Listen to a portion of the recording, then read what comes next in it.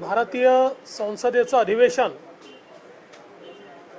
हे सोमवारपासून सुरू झालं आणि हे अधिवेशन डिरेल करण्याचा प्रयत्न हा विरोधी पक्षाच्या वतीनं होतोय। खरं म्हणजे एकीकडे देशामध्ये माननीय मोदीजींनी मंत्रिमंडळाचा विस्तार करून भारताच्या इतिहासामध्ये सर्वात सर्वसमावेशक अशा प्रकारचं मंत्रिमंडळ तयार केलं की ज्या मंत्रिमंडळामध्ये ओबीसी, एससी, एसटी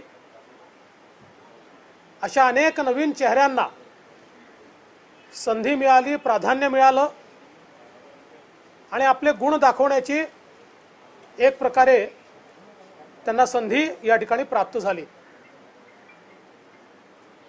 आणि या सगळ्या पार्श्वभूमीवर हे अधिवेशन डिरेल करण्याच्या दृष्टीनं एक अतिशय विचारपूर्वक रणनीती तयार करून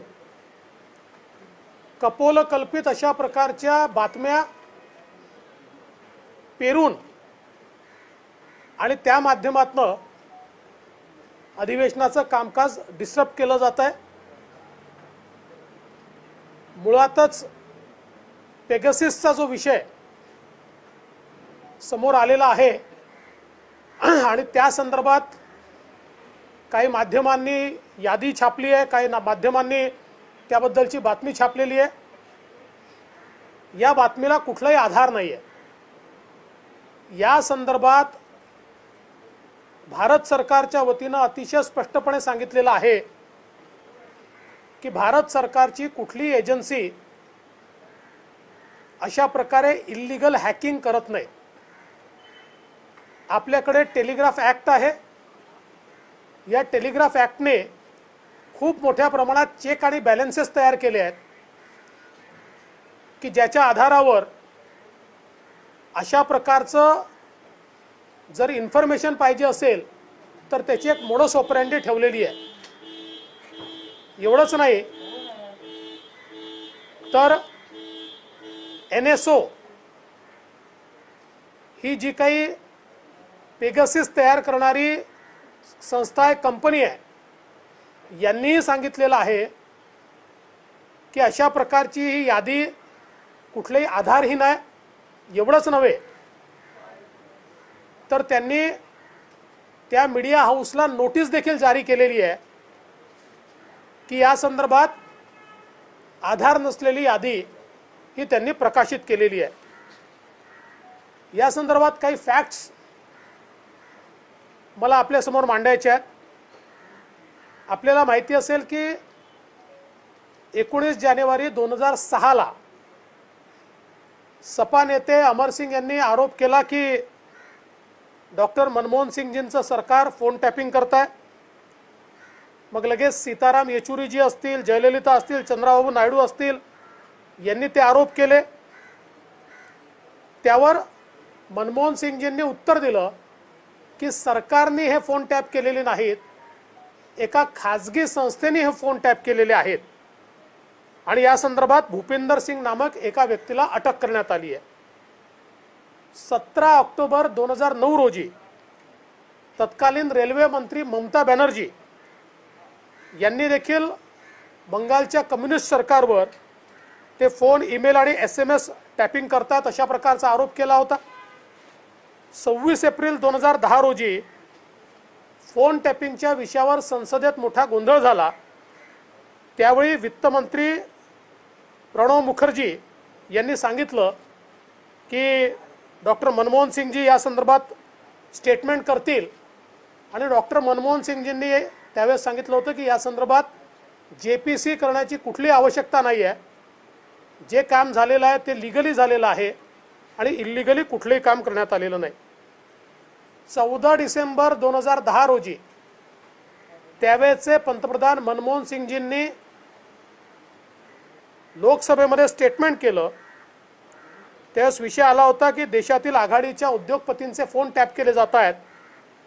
त्यावर त्यांनी सांगितलं की राष्ट्रीय सुरक्षा, टॅक्स चोरी आणि मनी लॉन्ड्रिंग याकरता अशा प्रकारचे फोन टॅप केले जात आहेत। मात्र त्याची माहिती बाहेर येणं हे गंभीर आहे आणि म्हणून ती माहिती बाहेर येऊ नये अशा प्रकारची किंवा ते लीक होऊ नये अशा प्रकारची काळजी आम्ही घेऊ। 22 जून 2011 रोजी डॉक्टर प्रणव मुखर्जी यांनी तत्कालीन पंतप्रधान डॉक्टर मनमोहन सिंगजी यांना पत्र पाठवून माझं ऑफिस बग होत आहे आणि माझ्या ऑफिसमधनं इन्फॉर्मेशन काढली जाते आहे अशा प्रकारच्या चौकशी आणि त्याच्या चौकशीची मागणी केली होती आणि मोठ्या प्रमाणात त्यावेळेस गजब झाला होता। आणि त्यावेळी त्यांनी मागणी केल्यानंतर IBच्या ऐवजी CBDT कडनं त्यांच्या ऑफिसचं डिबगिंग करण्यात आलं होतं। 22 मे 1911 रोजी तत्कालीन UPA सरकारने CBDTला फोन टॅपिंगचे अधिकार दिले आणि हे अधिकार पुढे सुरू राहतील अशा प्रकारचा निर्णय देखील त्यावेळच्या सरकारने केला होता। 23 जून 2011 रोजी CBSEचे अध्यक्ष S दत्ता यांनी DRI वर आरोप केला होता की आमचा फोन हे टॅप करतायत। 2013 मध्ये एका RTIच्या रिप्लायमध्ये सरकारने सांगितलं होतं UPAच्या की आम्ही 9000 फोन आणि 500 ईमेल यावर पाळत ठेवतो। आणि एवढंच नाही तर वेगवेगळ्या वेळी सरकारमधल्या अशा प्रकारच्या मुद्द्यावर तेव्हाच्या सरकारने स्पष्टपणे ती भूमिका घेतलेली आहे। आपल्याला माहिती आहे नुकतंच 13 जून 2021 मध्ये राजस्थानमधलं जे गेहलोत यांचं सरकार आहे त्यांच्यावरही 18 आमदारांनी आमचा फोन टॅप केला जातोय त्याच पक्षाच्या म्हणजे ज्या पक्षाचं सरकार आहे त्यांनी तशा प्रकारची तक्रार ही या ठिकाणी केलेली आपण बघितली।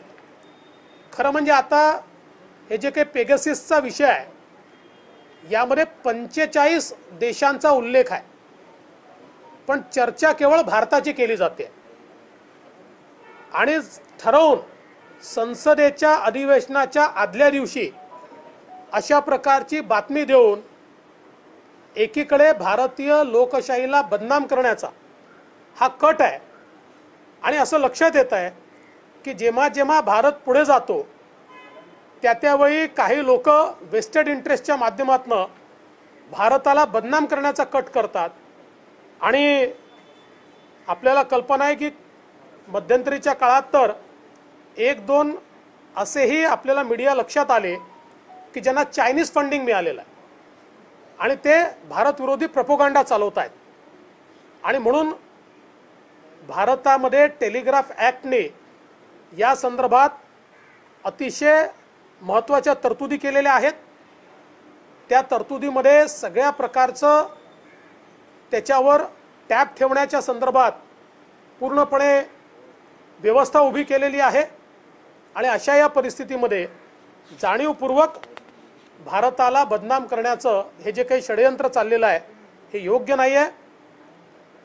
संसदेमध्ये अनेक महत्त्वाचे विषय आहेत आणि त्या विषयांवर चर्चा न करता हा जो काही भारताच्या बदनामीचा कट चाललेला आहे याचा आम्ही निषेध करतो आणि जाणीवपूर्वक संसदेचं काम डिरेल करण्याचा जो प्रयत्न आहे हा अयोग्य आहे, हा तात्काळ थांबला पाहिजे अशा प्रकारची आमची मागणी आहे।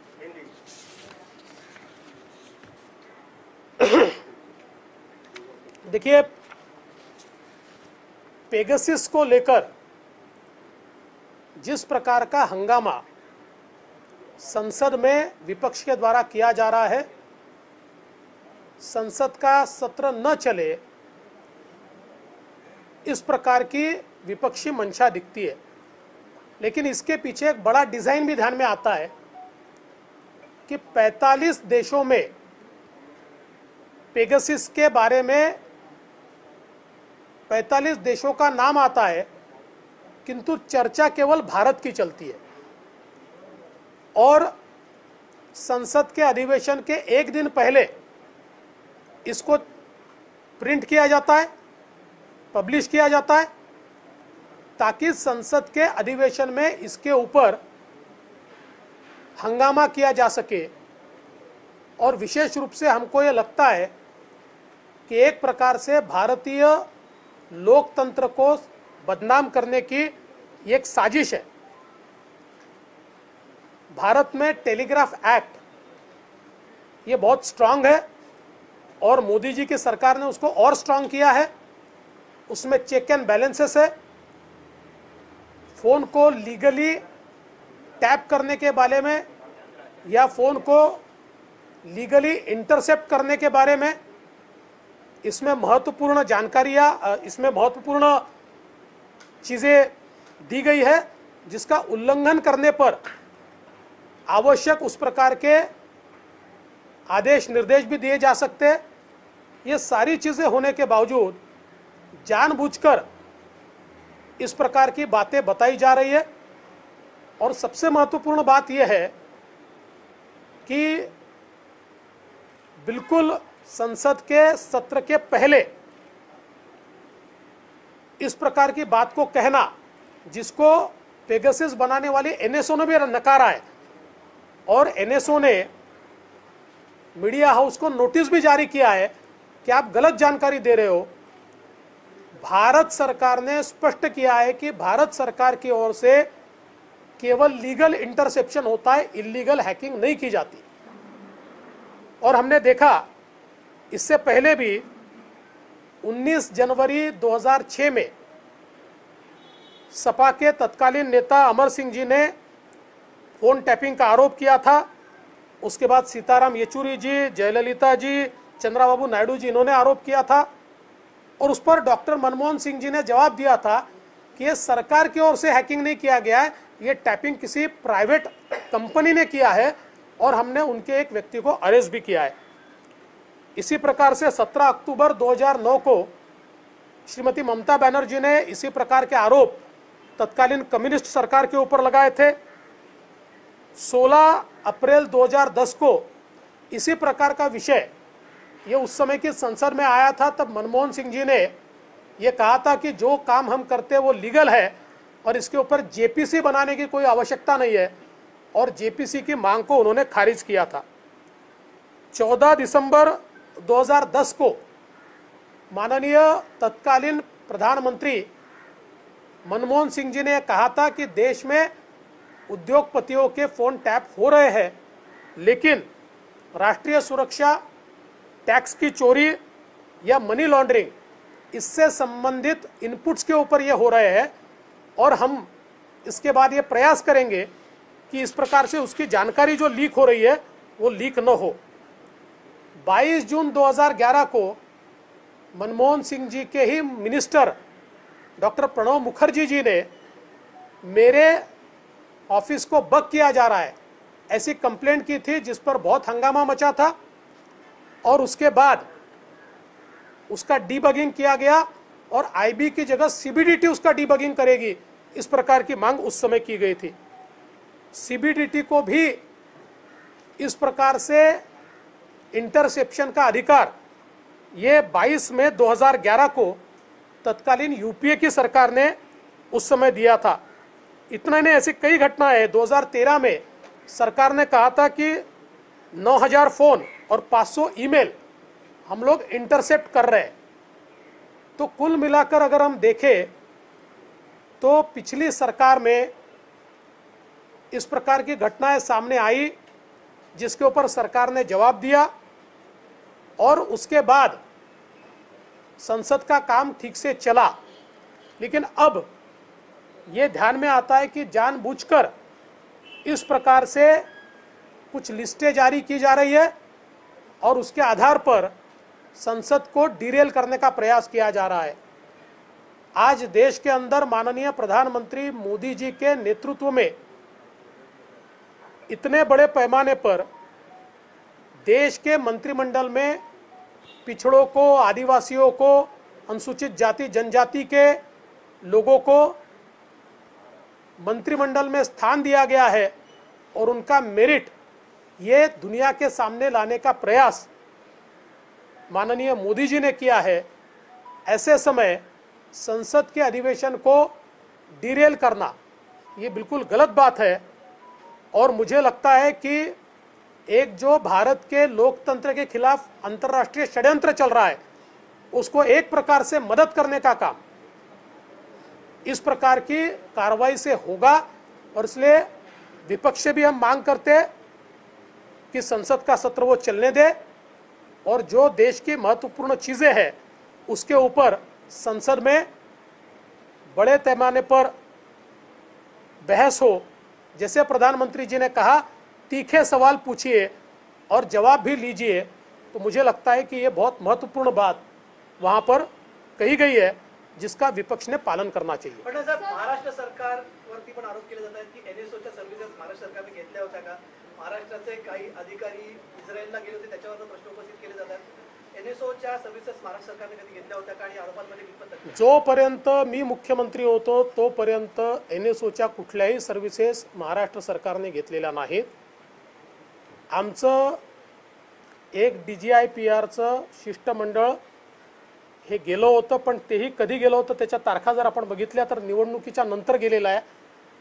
भले त्याचा दौरा आधी ठरला होता आणि इस्रायलमध्ये शेती आणि शेती तंत्रज्ञान या संदर्भातली माहिती घेण्याकरता ते दिलं होतं. त्यामुळे NSOचा कधीही महाराष्ट्राने वापर केलेला नाही, माझ्या काळात तरी नाही. शिवसेनेने देखील आरोप केलेला आहे की आमचे देखील फोन या प्रकरणामध्ये जे आहे ते टॅप केले असतील आणि नावं जी आहेत ती आता लवकरच बाहेर येतील असा इशारा दिला. नाही, येऊ द्या ना, शेवटी जे खरं असेल ते बाहेर येईल. पण माझं म्हणणं आहे की खोट्या गोष्टीला म्हणजे काय म्हणतात साप सोडून भुई थोपटण्याचं काम हे त्यांनी बंद केलं पाहिजे. शिवसेनेच्या सर्व खासदारांनी लोकसभेच्या अध्यक्षांकडे मागणी केली की या संपूर्ण प्रकरणाची तपासणी झाली पाहिजे. दुसरीकडे महाराष्ट्रात काही दिवसांपूर्वी असं एक प्रकरण फोन टॅपिंग प्रकरण आलं होतं, त्याचं काय झालं आणि दुसरीकडे शिवसेना जी मागणी करते त्याबद्दल आपलं काय मत? महाराष्ट्रात काय झालं मला माहित नाही. मी पेपरमध्येच वाचलं की कुठली तरी समिती त्यांनी तयार केली आहे. ती समिती आपला निकाल त्या संदर्भातला देईल. पण शिवसेनेच्या खासदारांनी जी मागणी केलेली आहे ती मागणी उचित असेल तर त्या संदर्भात सरकार निश्चित कारवाई करेल. मात्र जसं मी सांगितलं की काही फॉरेन एजन्सीज भारतीय लोकशाहीला डिस्टर्ब करण्याचा प्रयत्न करतायत आणि त्याचा भाग जर आपण झालो तर मला असं वाटतं की कुठेतरी ते अयोग्य होईल आणि म्हणून याच्या पाठीमागचं षडयंत्र देखील समजून घेतलं पाहिजे. सर, आप जब मुख्यमंत्री थे तब DGIPR के कुछ अधिकारी भी इजराइल गए थे और आरोप ये भी लग रहा है आप पर कांग्रेस वाले लगा रहे कि आपकी सरकार के वक्त भी फोन टैपिंग हुई थी. देखिए, महाराष्ट्र में जब तक मैं मुख्यमंत्री था तब तक हमने कभी भी NSO की कोई सेवा ली नहीं है, कोई सेवा नहीं ली है. DGIPR की टीम जो गई थी महाराष्ट्र विधानसभा के चुनाव के बाद वो गई है. भले ही उस समय नई सरकार नहीं बनी थी, उनका दौरा भी पहले तय हुआ था और वो जो दौरा था इजराइल की खेती की जो सारी टेक्नोलॉजी है उसको देखने के लिए ये टीम गई थी. और इसलिए मैं बहुत स्पष्ट रूप से कहता हूँ ऐसा कोई महाराष्ट्र की सरकार ने जब तक मैं मुख्यमंत्री था NSO से कोई भी सेवा नहीं प्राप्त की. गार्डियन का रिपोर्ट है कि जब उन्होंने प्रशांत किशोर का फोन जो है वो एमबीसी के लैब में टेस्ट किया तो उसमें पाया गया कि पेगासस के अंश उन्हें मिले हैं या फिर उसमें इन्फिल्ट्रेशन हुआ है. तो आप जो कह रहे हैं कि इस प्रकार का कोई भारतीय एजेंसीज ने कहा या सरकार ने कहा कि इस प्रकार का कोई पेगासस या ऐसी कोई सर्विस सब्सक्राइब नहीं की गई थी, लेकिन इंटरनेशनल मीडिया भी यही कह रहा है कि इसमें कहीं ना कहीं ट्रेसेस मिले हैं. देखिए, ये ट्रेसेस मिले कि नहीं मिले इसके बारे में मुझे जानकारी नहीं है, पर सरकार ने स्पष्ट रूप से कहा है कि ऐसा काम सरकार ने नहीं किया है. सरकार की तरफ से कोई भी इलीगल हैकिंग नहीं हुई है. और इसलिए मुझे ये लगता है कि जब सरकार इतने स्पष्ट रूप से कह रही है और मेरे समझ में नहीं आता कि पर्टिकुलर नाम आते हैं, पर्टिकुलर मीडिया हाउसेस आते हैं, पर्टिकुलर लीक आती है, ऐसा क्यों होता है? बाकी जगह ऐसा क्यों नहीं होता है? तो इसके पीछे का षड्यंत्र समझना पड़ेगा. एक अजून प्रश्न आहे. तुम्ही आता मगाशी सगळी उदाहरणं दिली, प्रणब मुखर्जीपासून जयललितांचं मुलायम सिंगांचं उदाहरण दिलं, पण त्यावेळी तुम्ही सांगितलं की सरकारने मान्य केलं होतं की कशा प्रकारचं सुरू होतं सर्वेलन्स. आता प्रश्न आहे की आता हे स्नूपिंग झालंय का, इन्फिल्ट्रेशन फोनमध्ये झालंय का, हा प्रश्न आता आहे. तर त्यामुळे तुम्ही याच्यावर काय सांगाल की या सगळे जे आरोप आहेत हे इन्फिल्ट्रेशन झालंय फोनमध्ये की नाही? भारत सरकारने स्पष्टपणे सांगितलेलं आहे इल्लीगल हॅकिंग आम्ही करत नाही, आम्ही कुठलंही इन्फिल्ट्रेशन केलेलं नाही.